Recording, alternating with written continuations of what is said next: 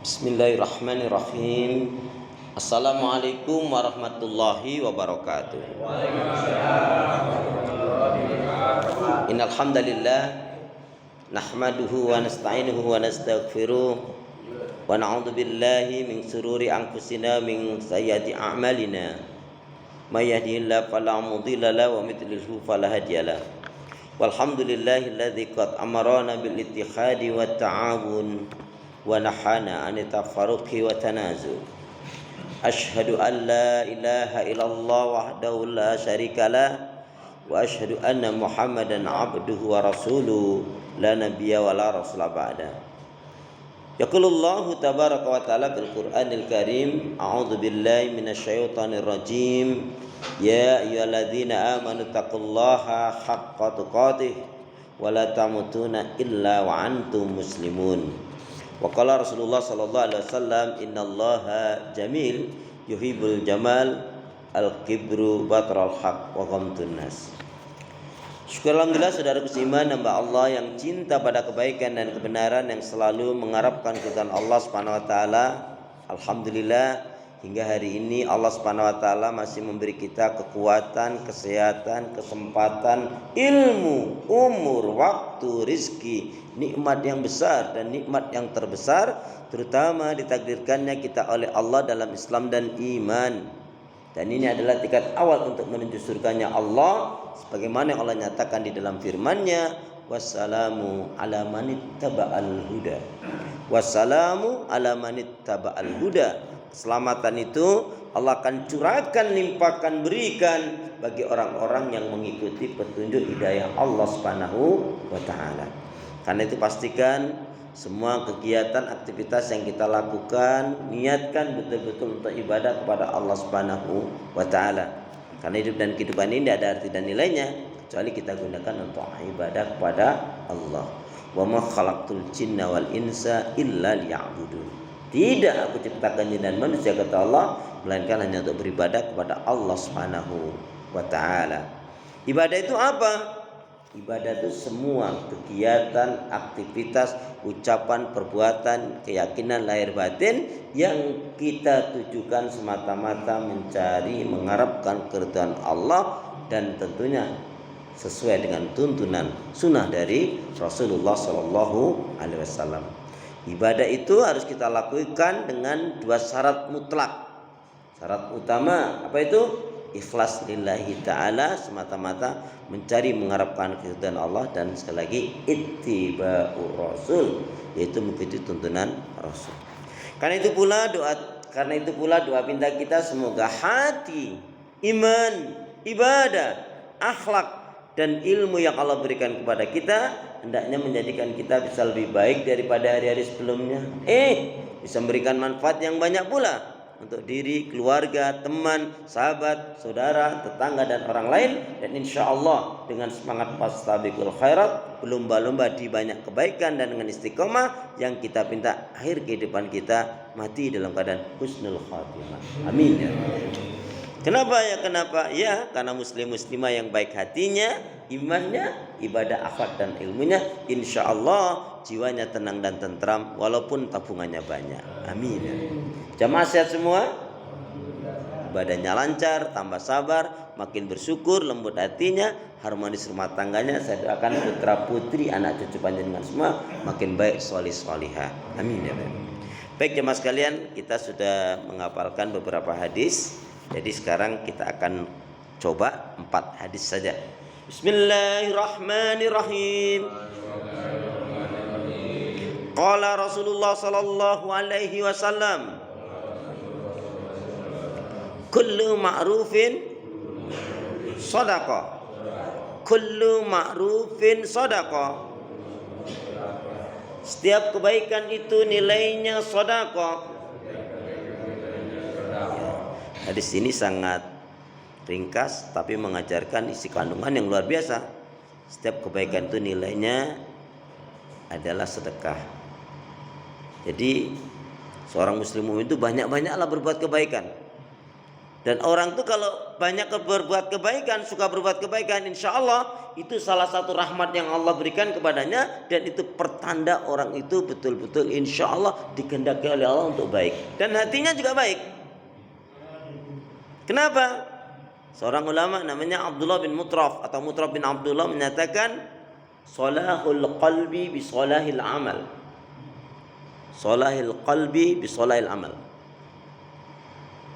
Baiknya hati seseorang itu akan terpacu, akan banyak cenderung senang melakukan kebaikan-kebaikan. Maka dia nggak mau disebutkan dengan masalah yang remeh-temeh. Apa ini? Hasad, iri, dengki, dendam, ngapa ini ngerusak saya? Pelit ini ngapa ngerusak saya? Malas ini nggak ada menguntungkan saya. Yang ada tuh terpacu dalam kebaikan-kebaikan. Maka walaupun hadis itu sangat singkat, ya, detailnya panjang, tapi kita ambil penggalan hadis itu. Yaitu yang dipikirkan baik, yang diucapkan baik, cita-citanya baik, ingin banyak-banyak melakukan kebaikan. Tadi malam saya jam 10:30 kalau nggak salah, udah tidur, ditelepon ding ding ding ding ding ding, karena nomornya nggak ada namanya. Ternyata teman murid ini, murid ya teman juga, saya ganti nomor. Ustaz, ana Ustaz. Oh iya, ada apa malam-malam antum telepon? Ini Ustaz, ada berita duka Ustaz. Murid antum, sahabat kita meninggal ini tadi Ustaz. Innalillahi wa inna ilaihi raji'un. Memang beberapa waktu yang lalu saya dapat berita masuk ruang ICU, ya. Setelah berita 3 hari kemudian saya mau ke rumah sakit, saya telepon yang ngasih kabar, tapi bukan yang ini. Udah alhamdulillah Ustaz, udah pulang, udah baikan. Belum sempat ketemu, belum sempat silaturahim. Qadarullah malam ini meninggal. Masih muda. Ya, kalau murid saya berarti ya paling banter di bawah 40 tuh. Ya. Tapi dia banyak berbuat kebaikan lah ya. Suka membantu, sosialnya cukup tinggi. Jadi saya terus terpikir, oh iya, kita ini jangan main-main dengan yang namanya kematian. Artinya jangan main-main apa? Dikaitkan dengan hadis Nabi. Ni'matani maqbunun fihima katsirun minan nas asya wal farah. 2 kenikmatan yang banyak manusia lupa lalai darinya, yaitu nikmat sehat, nikmat sempat. Makanya kalau kita lagi diberi sehat tuh maksimalkan ibadahnya. Makan yang enak, yang bergizi, halalan thayyibah, biar bisa tahajud, biar bisa berbuat banyak kebaikan. Biar duhanya bukan hanya 2 rakaat, biar tahajudnya bukan hanya 2 rakaat, tapi kalau bisa ya 11 rakaat dengan witir. Yang biar baca Qur'annya bukan hanya 1 lembar. Ya. Biar doa dzikir istighfarnya enggak hanya 100 200, berbanyak-banyak lah. Karena alangkah bahagianya ketika kita mati dalam keadaan berbuat kebaikan. Amin ya rabbal alamin. Ya. Kembali saya ingatkan nasihat Imam Syafi'i, jadikanlah akhirat itu dalam genggaman, jadikanlah akhirat itu dalam hatimu, dalam qalbumu, dan jadikanlah dunia itu hanya sebatas genggaman tanganmu saja, dan jadikanlah kematian itu di pelupuk matamu. Saudara seiman, setiap kebaikan itu nilainya sedekah. Ayo, mana kebaikan yang belum kita lakukan? Jadi contohnya gini, mohon maaf ini, saya doakan yang belum umrah semoga Allah mudahkan, lapangkan rezeki, dimudahkan dapat naikkan ibadah umrah. Amin. Ya Allah, kok saya belum umrah ya? Pertama, tanamkan dulu rasa senang, saya ingin umrah. Hikmahnya umrah demikian. Kemudian berusaha menabung, minta kepada Allah. Boleh jadi tabungannya baru 1-2 juta, Allah gerakkan, Allah berikan rezeki dengan caranya Allah. Mohon maaf jamaah sekalian, jadi kalau kita berdoa itu kaitkanlah dengan kata kunci apa? Dengan caramu ya Allah. Jadi antum minta apa saja, misalkan, mohon maaf saya contohkan umrah saja. Ya Allah, hamba-Mu ini setiap sholat menghadap kiblat ya Allah.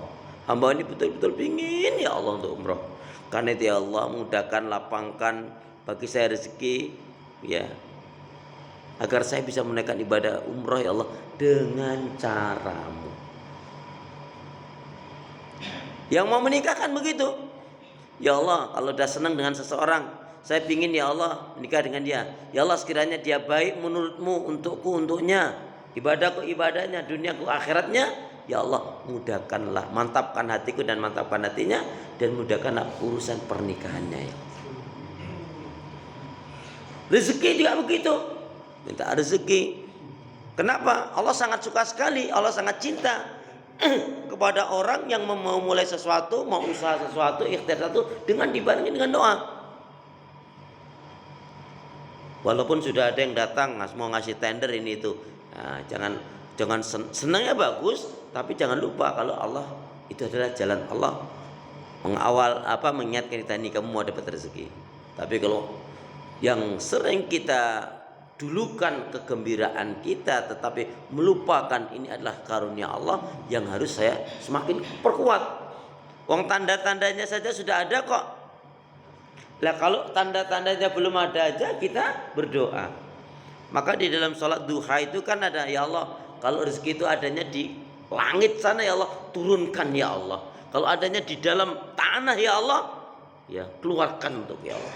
Kalau jauh dekatkan ya Allah. Kalau sudah dekat rapatkan ya Allah. Amin gitu dong. Masya Allah. Jadi ini kan doa yang mengajarkan kepada kita penuh dengan keoptimisan. Ya. Usaha tanpa doa sombong, doa tanpa usaha omong kosong. Na'udzubillah min dzalik. Hadis yang kedua. Bismillahirrahmanirrahim. At-tuhuru satrul iman. At-tuhuru satrul iman.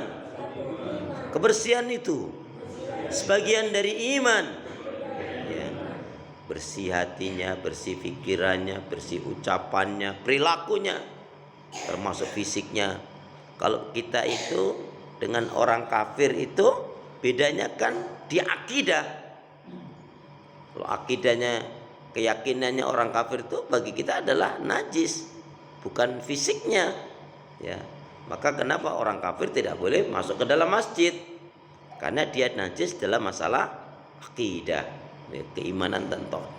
Dan iman tauhid itu menjadi penentu ya. U'budullaha wahda wa la tusyriku billahi syai'a. Wajib kalian beribadah kepada Allah, mengisahkan mentauhidkannya dan tidak syirik. Baik jamaah sekalian, jadi kebersihan termasuk kebersihan kalau kita lihat ya, hotel, mall itu rapi-rapi, bersih-bersih. Mestinya inspirasi ajaran Nabi itu betul-betul kita terapkan ya. Bukan masalah ya itu menjadikan kita sudahlah gini saja, enggak begitu. Ayo mulai hari ini juga kita mulai bertata, merapikan diri, merapikan hati, merapikan berpikiran, merapikan ucapan, dipantau, diajarin oleh Nabi. Mau ngomong saja apa? Mangkana yu'minu billahi wal yaumil akhir falyaqul khairan aw liyasmut. Barang siapa yang dia beriman kepada Allah dan hari akhirat, yaitu hendaknya berkata yang baik, kalau enggak diam. Coba lebih-lebih kepada orang tua, mengatakan ayu cis saja nggak boleh, apalagi sampai menyakiti orang tua. Jangan sampai. Kita kalau bergaul dengan teman ya, kalau temennya banyak omong ya, maunya hanya didengerin, nggak mau mendengerin ya. Kalau kita ngomong dipotong-potong, itu kan kita tahu kelasnya dia begitu, ya sudah nggak tertanggapin, ya sudah selesai. Kalau kita berbicara itu ya pakai tata krama ya. Bagaimana kalau Nabi menyampaikan kebenaran, yaitu Nabi yaitu betul-betul disimak oleh para sahabat Nabi. Tapi ketika sahabat itu bertanya, Nabi nggak potong-potong juga. Ya Nabi apa yang setelah disampaikan, kalau bahasa kita ada lagi, gitu.